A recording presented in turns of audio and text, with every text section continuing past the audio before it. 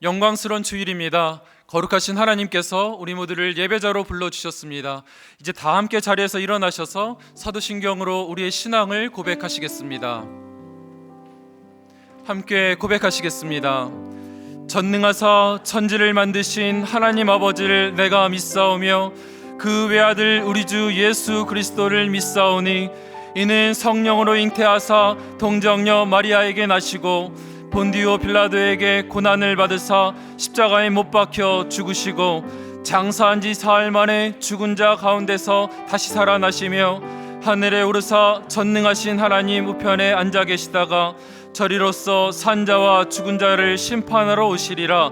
성령을 믿사오며 거룩한 공회와 성도가 서로 교통하는 것과 죄를 사하여 주시는 것과 몸이 다시 사는 것과 영원히 사는 것을 믿사옵나이다. 아멘.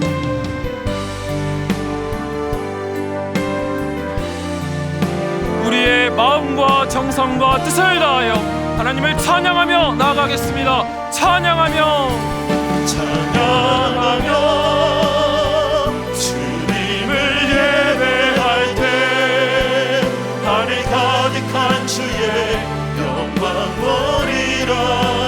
나를 통하여 나의 입술을 인하여 주의 이름 높임을 하리소서. 지금 서 있는 이곳에서 높임을 받으소서. 내가 맘는 땅 주님의 땅이니 하늘이 주의 이름 높이 올리며 넓은 바다가 주를 노래해. 모든 만물 주를 경배해. 모든 만물 주를 경배해.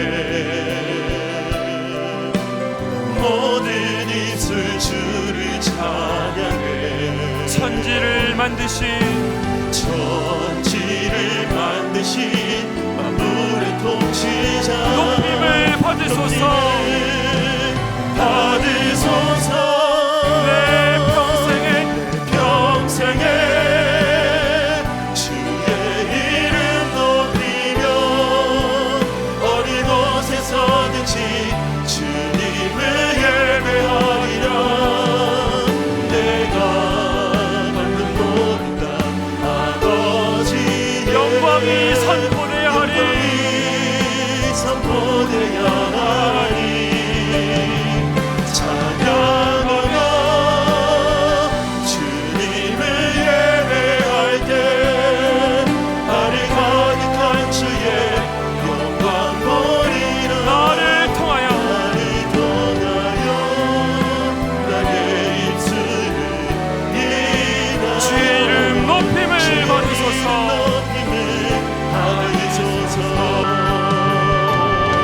이곳에 오셔서 이곳에 앉으소서. 이곳에서 드리는 예배를 받으소서. 주님의 이름만이 오직 주의 이름만 이곳에 있습니다. 이곳에 오셔서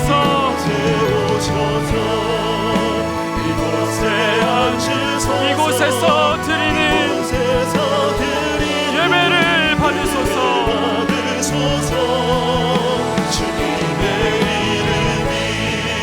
주님의 이름만이 오직 주의 이름만 높임을 받으소서. 영광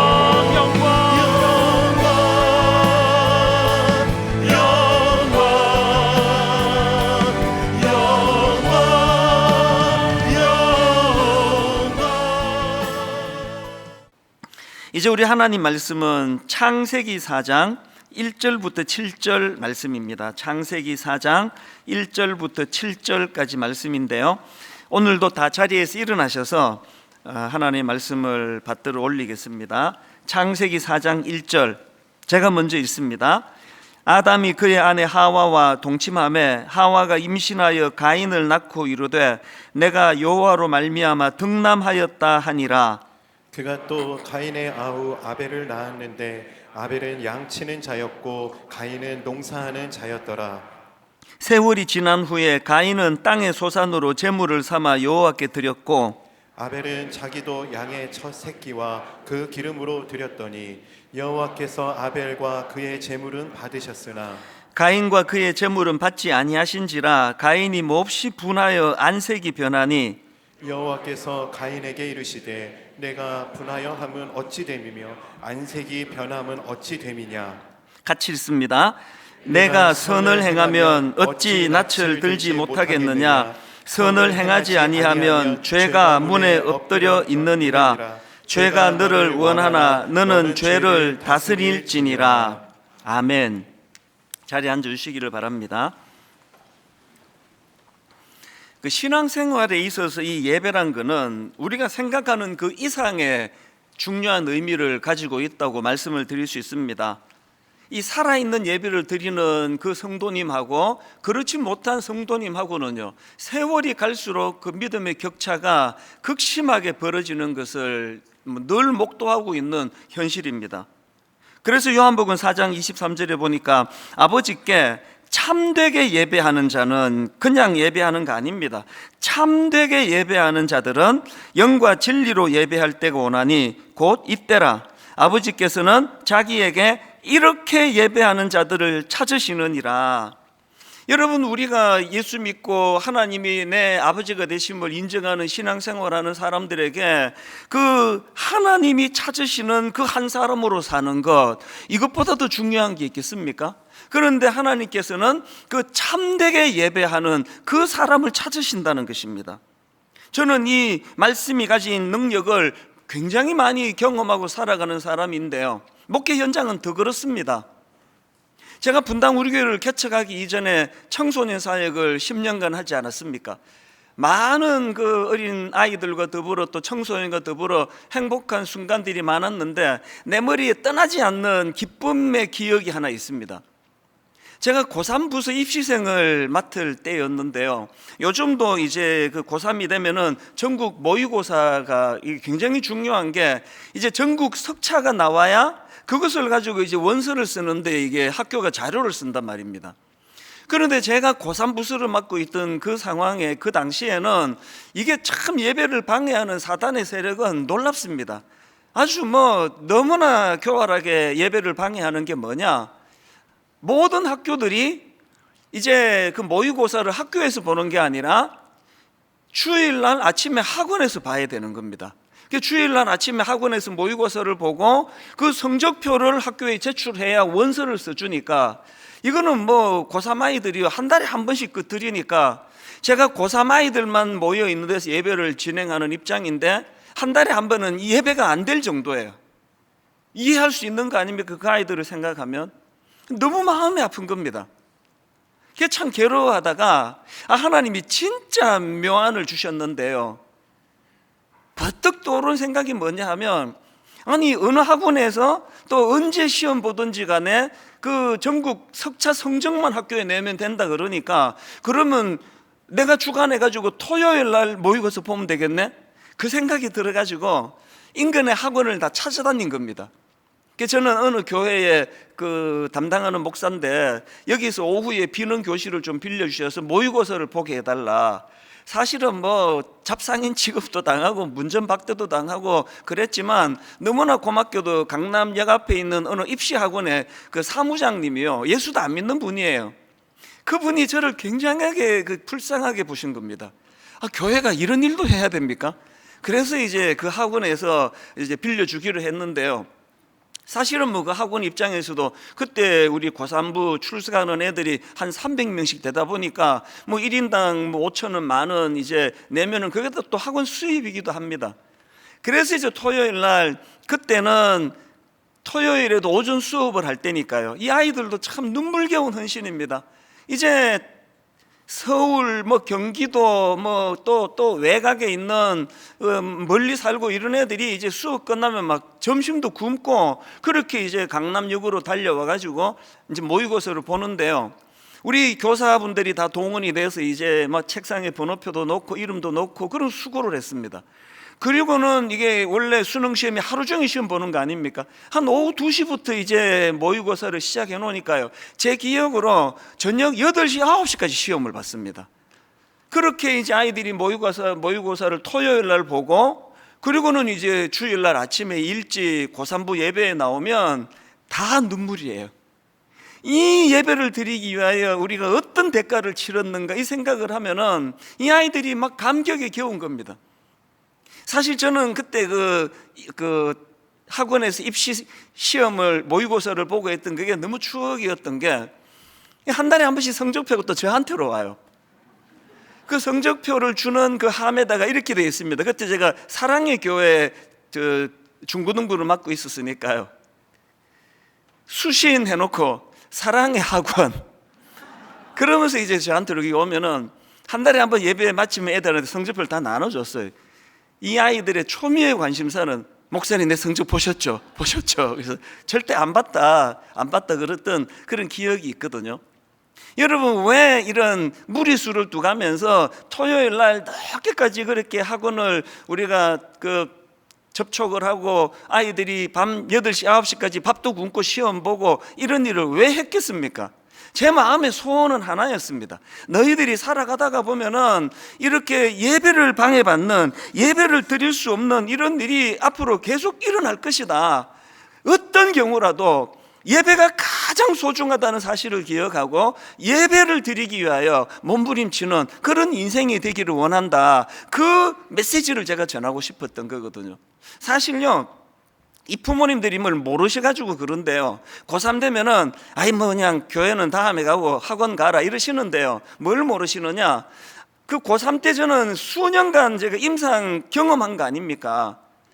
입시생인 고3 되면은 애들이 막 그 불면증에다가 갑자기 또 식욕이 떨어지고 막 조울증 같은 것도 오고 막 여러 가지 흔들림이 많은데요, 예배가 딱 그 중심에 있는 학생들은 그런 감정적인 요동이 없습니다.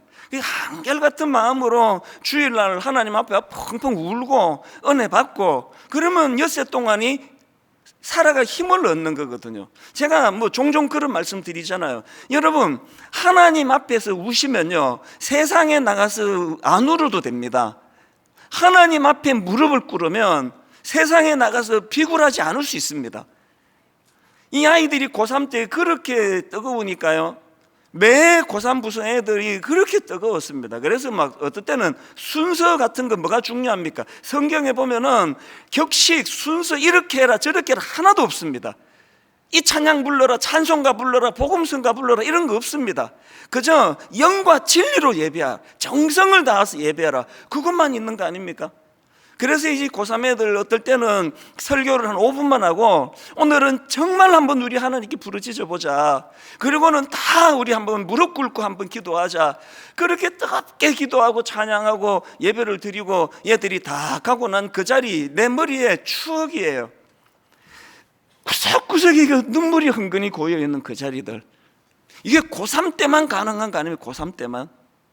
군대 처음 가가지고 훈련소에서 너무나 힘들게 훈련받고 하나님 앞에 드리는 군대에서의 첫 예배를 남자분들이 그렇게 못 잊어하더라고요. 펑펑 울면서 가난한 마음으로 예배를 드렸던 그 예배, 저는 고3 뿐이겠습니까? 군인들 뿐이겠습니까? 이 세상을 살아가는, 더군다나 이렇게 혼란스러운 세상을 살아가는 이런 시대에, 너무나 불안정하고 너무나 두려운 시대에 예배가 여러분들 삶의 중심에 서 있는 하나님의 선물이 되기를 바랍니다. 엿새 내내 힘들고 어려운 삶을 살 때 이제 3일만 있으면 나 교회 가는데, 이틀만 있으면 예배 드리는데, 예배가 우리 삶의 중심이 될 때에 안정감을 준다는 것, 그것은 제가 여러 번 간증했지만 제가 직접 경험한 일이고 수많은 우리 고3 아이들 제자들을 보면서도 제가 경험했고, 오늘도 말로 다 할 수 없는 어려움 중에 예배를 사모하는 성도님들이 그 예배를 통해 받는 위로가 상상을 초월한다는 걸 늘 경험하고 있거든요. 그래서 저는 오늘 중요한 선언을, 전 교회적으로 중요한 선언을 하나 하려고 하는데요, 이제 오늘부터 11월 한 달 내내 예배 회복 운동을 선언합니다. 이제 바른 예배가 드려져야 되고 예배가 회복되도록 저는 말할 것도 없고 모든 성도님들이, 우리 예배에 종사하는 분들이 다 함께 예배를 살려야 된다. 예배가 살면 내 심령이 산다. 예배가 살면 흔들거리는 내 가정이 회복이 된다. 예배가 살면 내 인생의 중심이 회복이 된다. 이 사실을 경험하는 그런 예배 회복 운동이 되기를 주님 이름으로 축원합니다. 이제 하나님 앞에 한번 예배가 제대로 드려지게 될 때에 내 심령에, 내 삶에 어떤 놀라운 영향과 변화를 주는가, 이거를 사모하면서 그렇게 진행되면 좋겠는데요. 그래서 이제 오늘을 비롯해서 몇 주 동안에 예배와 관련된 설교를 시리즈로 계속 제가 지금 준비를 하고 있는데, 그 첫째 날 오늘 저는 구약의 인물인 가인과 아벨을 비교하면서 이제 중요한 교훈을 좀 얻기를 원하는데요. 자, 오늘 본문 창세기 4장 3절부터 한번 보십시오. 5절까지. 세월이 지난 후에 가인은 땅의 소산으로 제물을 삼아 여호와께 드렸고 아벨은 자기도 양의 첫 새끼와 그 기름으로 드렸더니 여호와께서 아벨과 그의 제물은 받으셨으나 가인과 그의 제물은 받지 아니하신지라. 여러분, 저는 지난 몇 주 동안에요, 가인과 그의 제물은 받지 아니하신지라, 이게 너무너무 두려움으로 왔습니다.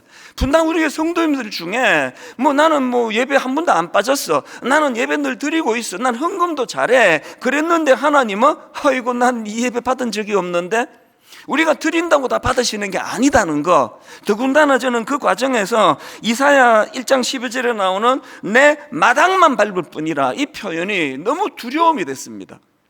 자, 그 내용이 이사야 1장 11절부터 나오는데요, 세 번역으로 보십시오. 주님께서 말씀하신다. 무엇하러 나에게 이 많은 제물을 바치느냐? 나는 이제 숫 양의 번제물과 살찐 짐승의 기름기가 지겹고 나는 이제 수송아지와 어린 양과 숫 염소의 피도 싫다.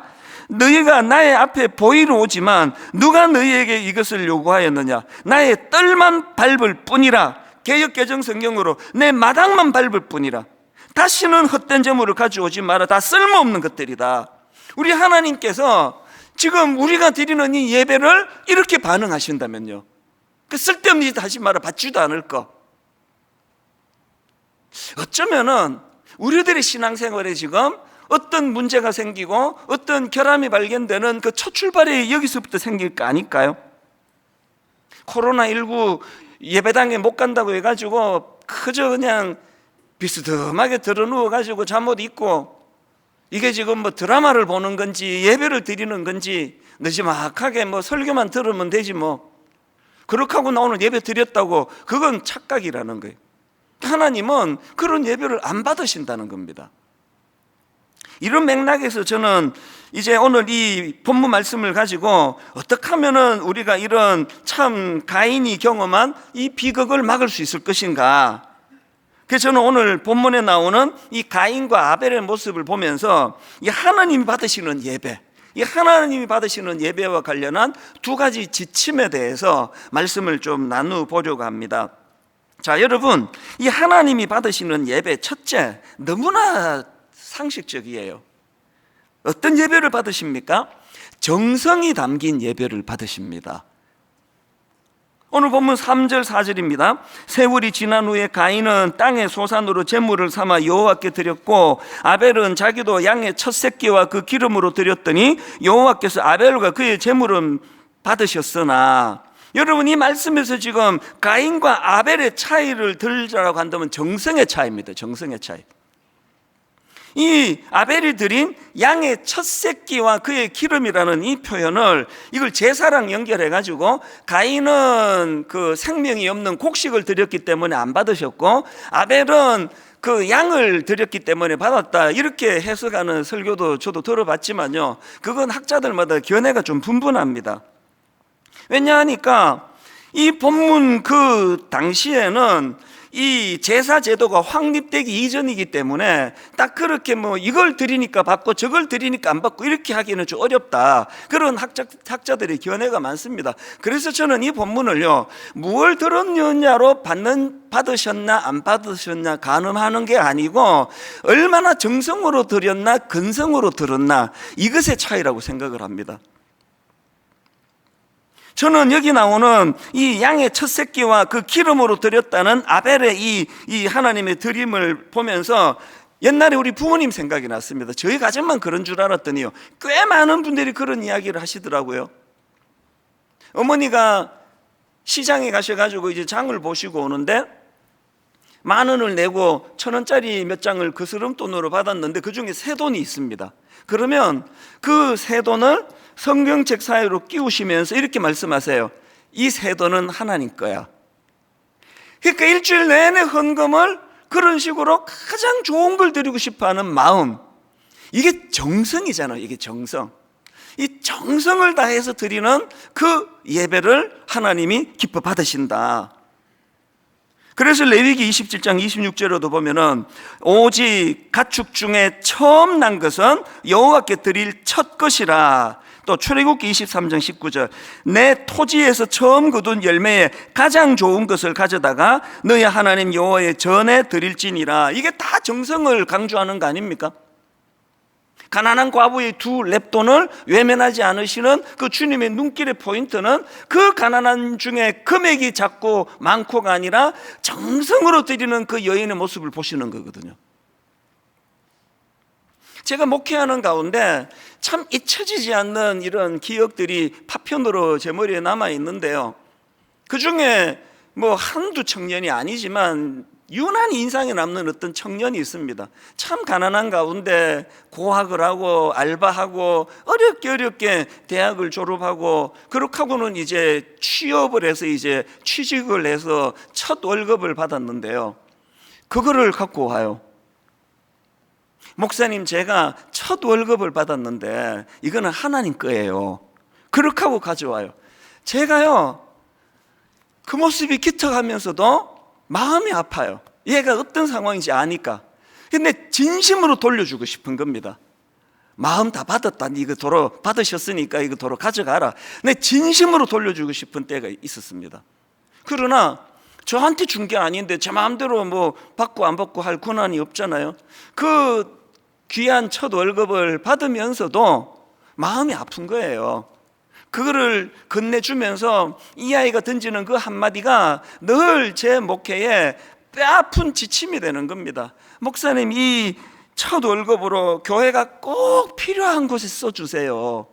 그런 헌금을 그저 흥청망청 뭐 제멋대로 쓸 수 있겠습니까? 그건 벌 받을 짓 아닙니까? 교회 규모가 커서 헌금 액수가 많아지는 거지, 이 헌금 드리는 한 분 한 분 모두가 이런 마음으로 드리는 거 아닙니까? 그야말로 이게 땀의 결정체, 이 눈물의 결정체. 그 한 달 동안 수고한 그 땀의 열매를 일부를 떼서 하나님께 드리는데 부들부들 떨면서 써야 된다고 생각합니다. 이런 맥락에서 저는요, 우리 교회 교역자들에게 자주 하는 이야기가 이겁니다. 목회자인 우리 자신도 최선을 다해 헌금해야 되지만 더 중요한 것은 이렇게 성도님들이 정성으로 내주신 헌금을 잘 관리하고 잘 사용해야 된다. 한 푼도 허튼 데 쓰면 안 된다. 저는 교회에서 뭐 행사하고 막 뭐 흥청망청 남는 거 보면은 막 화가 나요. 아니, 딱 맞게 준비하면 되지. 그리고 약간 모자라면 뭐 집에 가서 밥 먹으면 되는 거지. 이렇게 20명 오는데 30명분하고 이렇게 흥청망청 해가지고 쓰레기가 많은 거 이거 되는 거냐고. 아마 너무 쪼잔해 보이는지는 모르지만 교역자실에 갔는데 사람도 없는데 에어컨이 켜져 있고 그러면 어느 분이 이런 짓을 했는지 화가 나요. 자기 집에서도 일어나? 솔직히 말씀드리면요, 여름이 되고 그러면 어지간하면 저 혼자 있을 때 에어컨 잘 안 큽니다. 교회에서는 뭐 집에서도 안 켜지만. 설교 준비할 때는 가장 좋은 컨디션으로 잘 준비해야 되기 때문에 말씀 준비하고 묵상할 때는 제가 에어컨을 켭니다만 그 외에 뭐 별로 뭐 그럴 때는 전기 하나로도 아끼는 거, 그건 이 정성의 문제 아닙니까? 이런 점에서 저는 우리 교회 재정 장로님 뭐 전부 모든 교회가 다 그러리라고 생각합니다만 정말 존경스러워요. 아니 뭐 이게 뭐 교회의 재정이 뭐 그 장로님 개인 것도 아니고 그런데 막 그렇게 그냥 아껴 쓰라고 어디 쓸 거냐고 막 사인 하나 받기가 그렇게 힘들어요. 그래서 뭐 어떨 때는 막 또 장로님 막 오해도 받습니다. 아 너무 까다로운 거 아니냐고, 막 이 상처받을 것 같다고. 그거 다 감수하시면서도 왜 그렇게 하시느냐고요. 그게 이분에게 맡겨진 정성이거든요. 우리가 그 드림센터를 매입할 때 건축원금을 안 했지 않습니까? 빚으로 저것을 했는데 지금 거의 다 갚아갑니다. 이 장로님 마음의 중심을 제가 알아요. 이제 2년 있으면 저 드림센터를 사회에 환원해야 되는데 이거 빚 다 갚고 이거 환원해야 될 거 아니냐, 그런 마음의 중심을 가지고 허리띠를 졸라매고 그게 이 장로님이 하나님을 향한 사랑의 표현 아닙니까? 뭐 시무 장로님, 또 사역 장로님, 또 무임 장로님, 모든 교회 지도자들이 저는 그런 정신으로 하기 때문에 이 교회가 든든히 세워져 간다고 믿거든요. 성도님들은 아벨처럼 정성을 다해서 옛날 어른들이 그랬던 것처럼 가장 좋은 것을 하나님께 드리는 마음으로 헌금을 하시고, 또 교회는 그 헌금을 부들부들 떨리는 마음으로 한 푼이라도 허튼 데 쓰지 않으려고 긴장하면서, 그것들이 다 아벨의 정신이라고 저는 믿습니다. 제가 앞에서 고3 아이들이 토요일 날 모의고사를 보느라고 그 이야기를 드렸는데, 그게 그 어린아이들의 정성이거든요. 점심도 안 먹고 달려오고, 또 한 300여 명 애들이 많으니까요. 그 고3부 교사들은 토요일 날 다 자기들 뭐 데이트도 하고 뭐 밀린 일도 하고 해야 되는데, 토요일 와서 밤늦게까지 애들 시험 감독하고 뒷바라지하고, 그것들이 다 정성이라, 다 정성. 그렇게 예배가 토요일서부터 정성으로 시작이 되니까 그 눈물로 예배가 드려지는 그 펑펑 우는 아이들의 그 모습들, 그리고 그 행복해하는 그 모습들이 가능했다는 것입니다. 저는 저와 여러분 모두가 다 정말 뭐 코로나19로 교회에 못 오고 이런 것들이 중요한 게 아니라, 어느 곳에서 예배를 드리든지 간에 지존하신 그 하나님 존전에, 그래서 아벨처럼 정성을 다해서 예배하는 그런 성도님들이 되시기를 바랍니다. 그런가 하면 또 하나, 여러분 누구를 의식하며 신앙생활 하시는지, 여러분 누구를 의식하며 드리는 예배인지 늘 점검하셔야 됩니다. 이 점에서 제가 다윗을 너무나 존경하는 거 아닙니까? 구약의 역사 중에 참 비극적이었던 역사가 하나 있는데요, 블레셋과의 전쟁 과정에서 하나님의 임재의 상징인 언약궤를 빼앗겨 버립니다. 적들에게 오래 방치가 돼 있었는데, 다윗이 왕으로 있을 때 드디어 빼앗긴 언약궤를 이제 예루살렘으로 다시 되찾아오는 그런 놀라운 일이 벌어졌는데요, 그 과정에서 다 아시잖아요.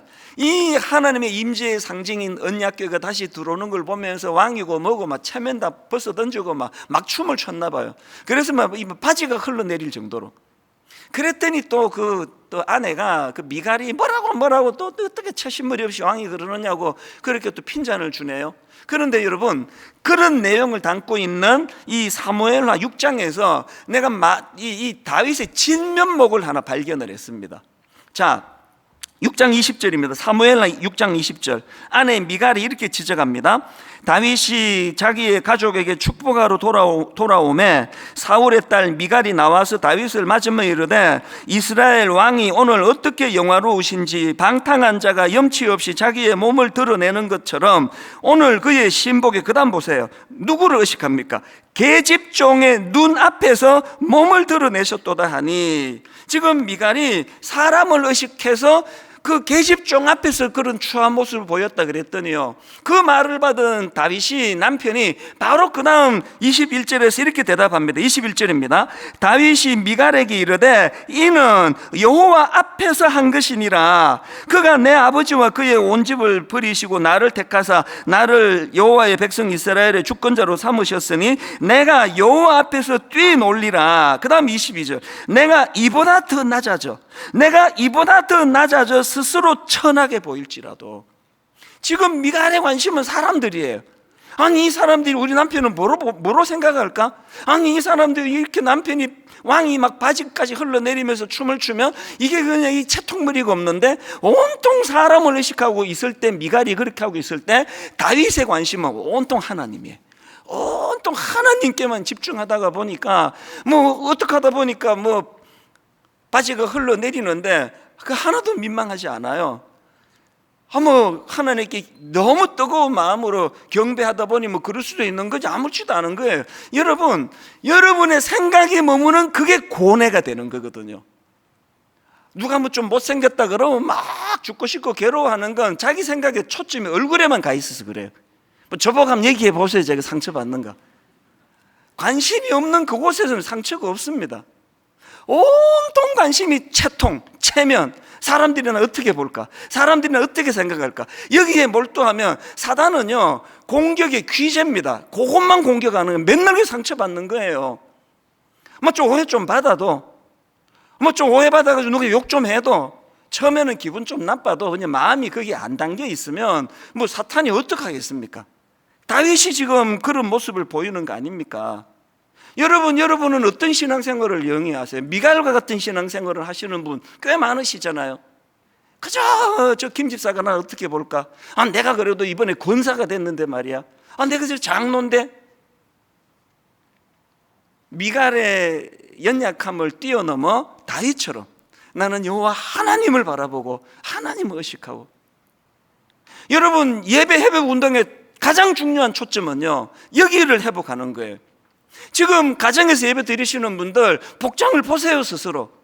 그리고 예배가 시작되고 지금까지의 여러분의 태도를 지금 바로 점검할 수 있는 거 아닙니까? 정시에 예배에 참여하셨습니까? 예배 드리다가 뭐 물 한 컵 떠가지고 또 마시고 또 궁금해가지고 또 한 번 또 어디 검색해보고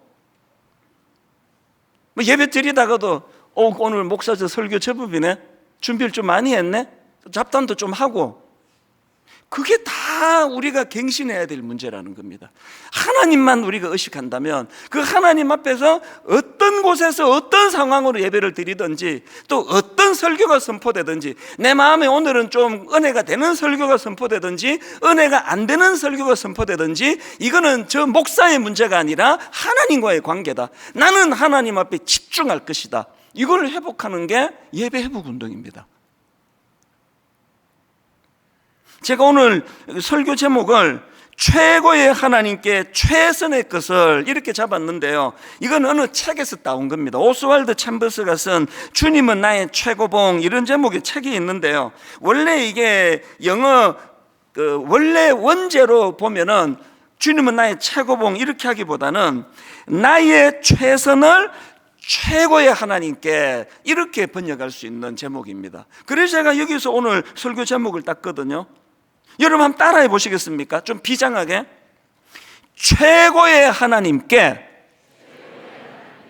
최선의 것을, 최고의 하나님께 최선의 것을. 여러분, 정말 우리 이런 목표를 좀 가지면 좋겠습니다. 여러분, 우리 하나님이 삼류신이기를 원하세요? 우리 하나님은 삼류신이기를 원하는 성도가 누가 있겠냐고요. 우리 하나님은 인류예요. 우리 하나님은 최고예요. 우리 하나님은 최고의 하나님이세요. 그 최고의 하나님을 최고의 하나님으로 인정해 드리면서 그 최고의 하나님께 최선을 드리는 신앙생활을 해야 되겠다, 이런 결단을 가지고 신앙생활을 하게 된다면 우리의 영적인 회복이 일어나지 않을까요?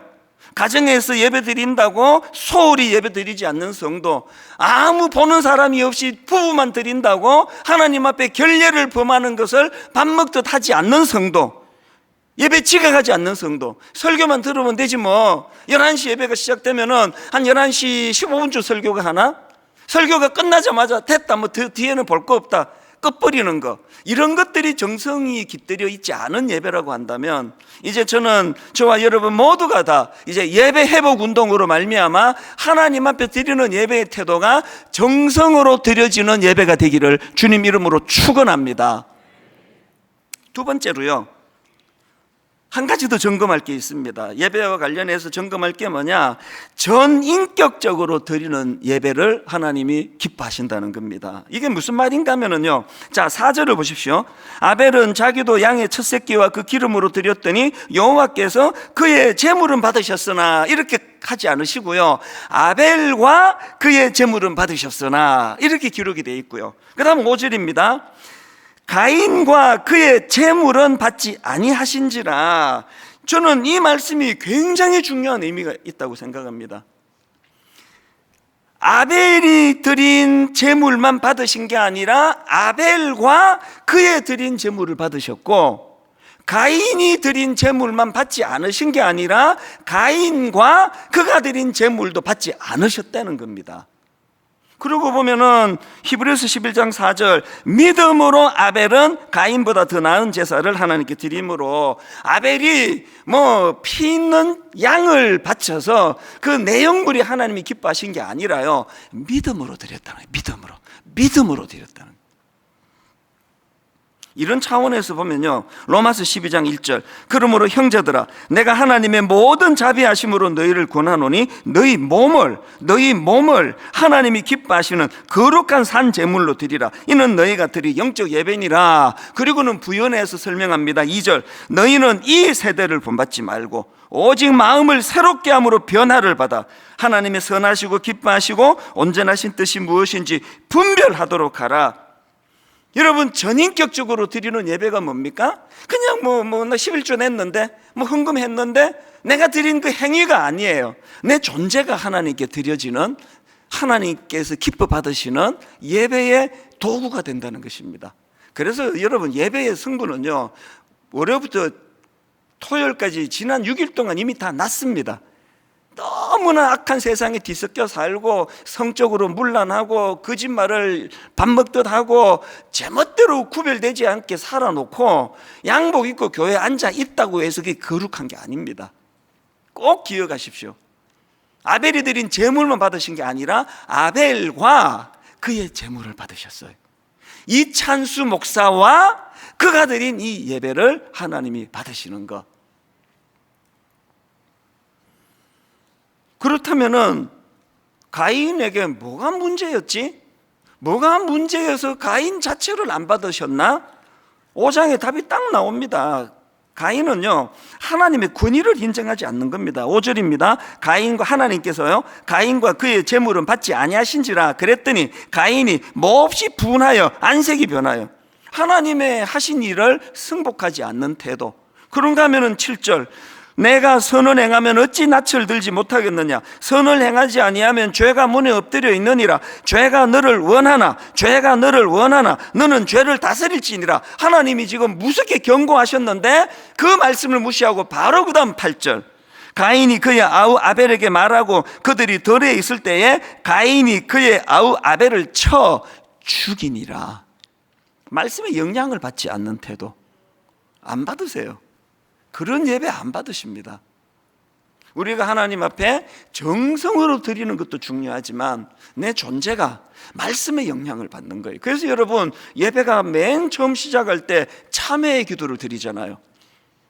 내 자력으로는 하나님 말씀에 순종해서 그 아우를 죽이지 않을 힘이 없사오니, 그래서 아버지 지난 엿새 동안도 부끄러운 자리에 참 많이 빠졌사오니 이제 내가 예배자로 나아갈 때에 참회하며 회개하기를 원합니다. 여러분, 그 회개 기도를 드릴 때 과거의 것만의 청산이 아니에요. 하나님이 회개 기도를 드리는 동시에 내일부터 엿새 동안의 삶은 예배 중에 주신 그 은혜를 가지고 이길 힘을 주님을 의지하여 공급받기를 원합니다. 이게 예배거든요. 최근에 저는요, 이제 이 복지재단을 조금 더 강화하려고, 조직을 좀 강화하려고 이제 컨설팅을 좀 받고 싶어서, 우리 교회 안에 그런 전문가들이 많으세요.